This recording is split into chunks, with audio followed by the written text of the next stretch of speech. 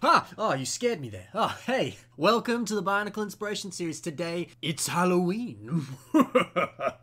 So today, we're going to be covering some spooky, scary, sinister mocks. And get in the Halloween spirit. Look at some evil things and see how you could recreate them yourself. So let's dive on in. The first mock we've got today is by Half-An-X and is called Sorcerer's Unholy Ascendant. So you know what they say, black really is the new black, because that is the color scheme of this creation here.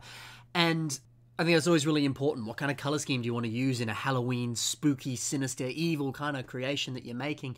Well, black's a really good color. You know, the typical colors of Halloween are your oranges and your blacks. But black can be a color that's perfect for demons or Makuta or just kind of, you know, sinister, evil characters. So, you know, it's worth giving it a go. You never know how that might work for your creation. So I definitely recommend that sort of color scheme. But I also love how the black complements the white here. You know, it kind of really makes that mask look a little bit more like a skull, kind of giving it an even more of a sinister look. But the way the black also accents the gold here as well, I think is really nice because it really stands out. And it really accents the fact that, you know, he's got this golden weapon, this golden sword here, and he's also got this golden gauntlet. These are probably the two things that this scary guy here is going to use to attack you or use to hurt you. So it kind of accents the little bit of murder, a little bit of evil, perhaps. Yeah, this may not have been Half-An-X's attempt there, or his intent, rather. But still, you know, in the light of Halloween and talking about being evil and sinister, that sort of stuff is being communicated here, so it's something you could easily do. And it's an interesting way of playing with color scheme, just focusing your color on specific elements and what that can communicate. I really like these sinister wings as well, the fact that they almost look skeletal, and they're almost kind of like tree branches or something. They're very sharp, they're very sinister looking. They kind of look like really long fingers or something like that. It definitely creates a really creepy vibe there. It's actually quite nice to see, and it's a very nice design too, especially, you know, just using a bunch of axles, some claw pieces, ways of connecting them, but then having all of those little branches attach onto those boat studs there, having the kind of different connection points on there. You're easily able to do it, and it looks quite nice. It's a really simple, clever technique, but it does the job. It's good. It's real good. Yeah, overall this character's got a really nice, smooth, sinister look. He's an evil demon man. It's perfect. Very nicely done. This next one is by King Dane, and this mock is called Saugruder the Brute. So in the description here, he said that this mock took a bit of inspiration from the video game Spore, but it also took a bit of inspiration from Stranger Things, and I can definitely see the inspiration here. I would imagine this is taking inspiration from the Demogorgon, and the head design here, the kind of mouth of this character, is awesome. You can definitely see the parallels between the two, but also it's a really out there, different design. And I like that, especially the fact that this is taking inspiration from a TV series. You know, there's all sorts of different horror stuff that you could be watching since it's, you know, getting close to Halloween at this point.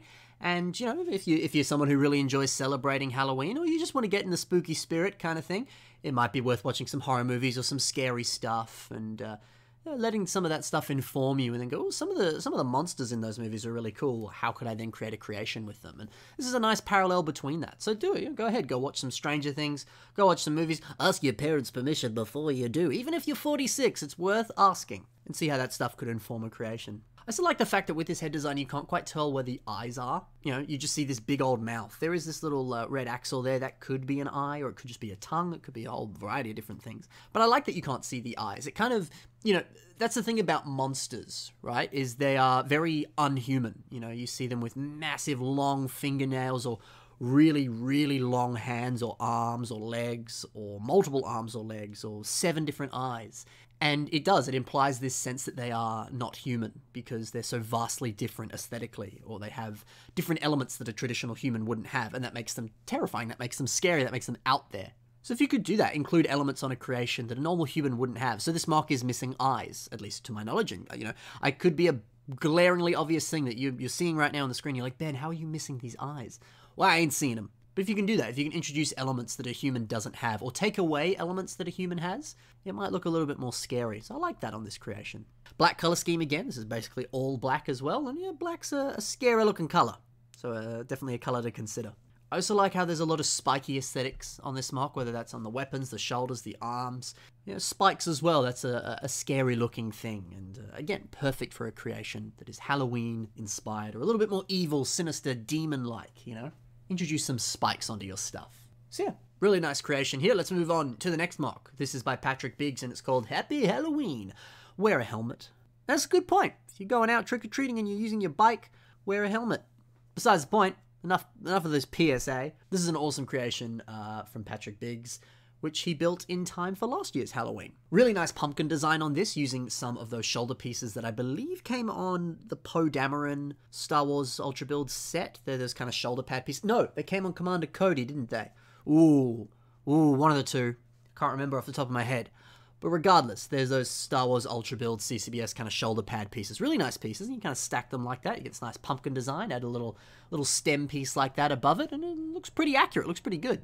And of course, this headless horseman kind of concept is a bit of a sort of trope. And, you know, there's kind of those almost kind of classic Halloween characters that you kind of see everywhere. You see them on Halloween decorations and stuff. You know, maybe like your Draculas, bats, vampires, and spiders, all sorts of kind of really typical Halloween things, whether or not they're characters or just sort of spooky, scary things. Maybe that's something that you could build yourself. Or heck, we saw a really cool pumpkin design here. There's nothing wrong with you just deciding, you know what, heck, I'm going to build a few pumpkins and decorate my house with them, or decorate my Lego room with them. Why not? Why not? It's a great idea. I like the flame wheels on this bicycle design here. Really nice bicycle design, by the way. Why not build a bicycle for your mock? It might actually be a really fitting, cool thing to do. It might be fun. But giving it, yeah, this kind of flame wheel effect like that, that's awesome. It's a nice little detail, nice little touch, but it adds a little bit more of that Halloween flair to it. It's really cool. I also like that the Headless Horseman guy here has got the black trench coat. You know, if you want to create an edgelord character that's very sinister and brooding, a black trench coat's probably perfect for them. And Patrick Biggs is the king of coats, and he's made a really nice coat design here, and it's perfect for that kind of thing.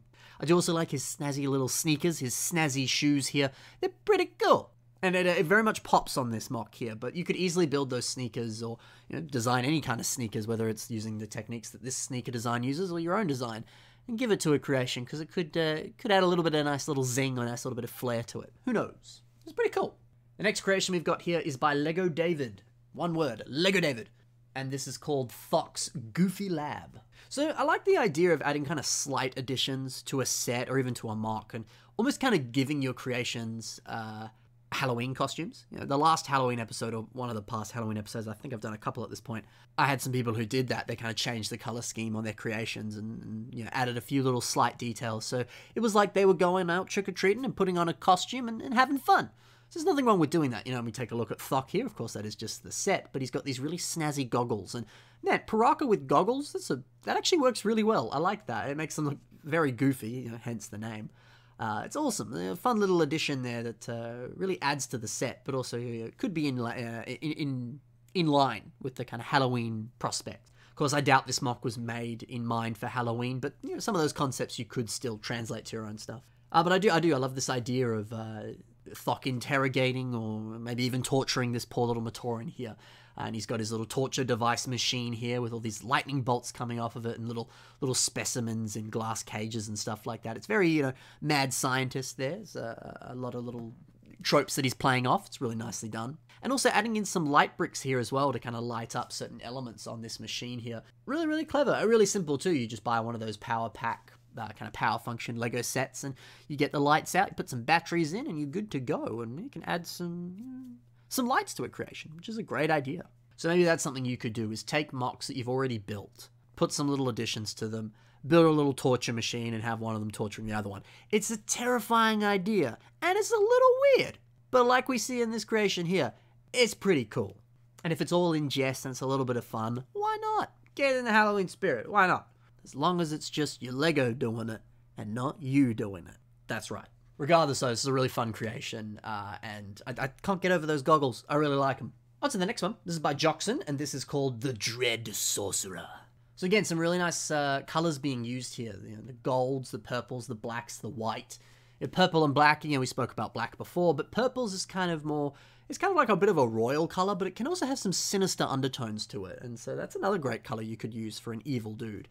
And then the white as well kind of looks a bit like bone, and skeletons are of course a brilliant thing for Halloween. So, and especially how Joxon's used these tail element pieces here on this creation. It really looks like he's decked himself out with a whole bunch of bones, and makes him look quite sinister. Like, where'd he get those bones from? He's probably killed some people, which is unfortunate. But he looks very sinister.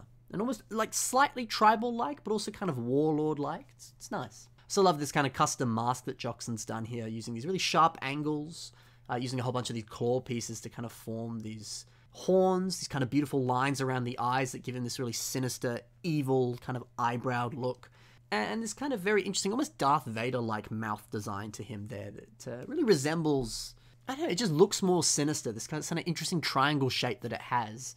Just kind of the pointed edges there, kind of, yeah. There's something about that just looks a little bit more evil.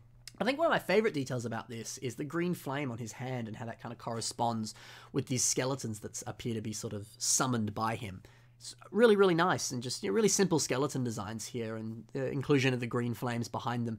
It really does look like he's sort of summoning something. And that's something you could easily do on one of your own creations, is do that. Just add some green flames and have him summoning some sort of undead army. It's a fun little addition. Doesn't use too many pieces here, but it looks really, really cool. And the idea of sort of summoning zombies like that, also very fitting for the Halloween season. Very cool.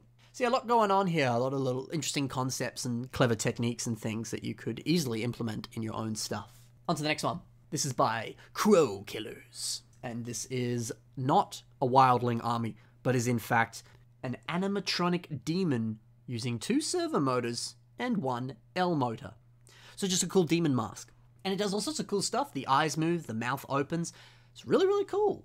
And so maybe you're watching this episode because you go, yeah, I love Halloween. I want to make something that fits in with Halloween. But I don't know, you're not getting some of the stuff I've been showing you. You're like, that's cool, but that's not quite what I want to make. Well, maybe we can think a little bit more outside the box, and maybe we could make something like this. Make some sort of mask decoration that you could put around the house, or just, everyone wears a costume on Halloween, so maybe your costume could be made out of Lego. Maybe you can make a cool mask with Lego that you can actually wear.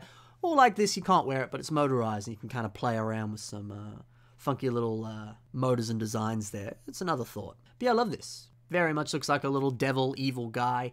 All those claw pieces there being used for the teeth. Very, very nice. Really strong, striking eyes. Beautiful popping red color scheme.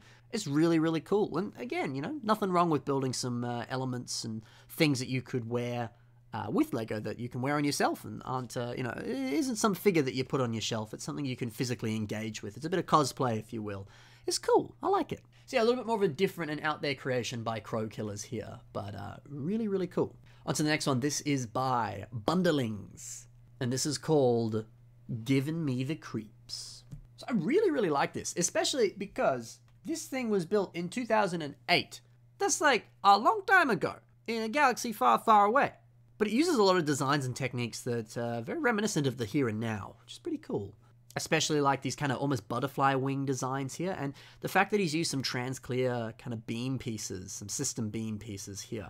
And it almost makes it look like these trans-purple dish pieces are almost floating. It's really, really nice, especially with the white background like that. Those beams very much disappear. It looks really, really awesome.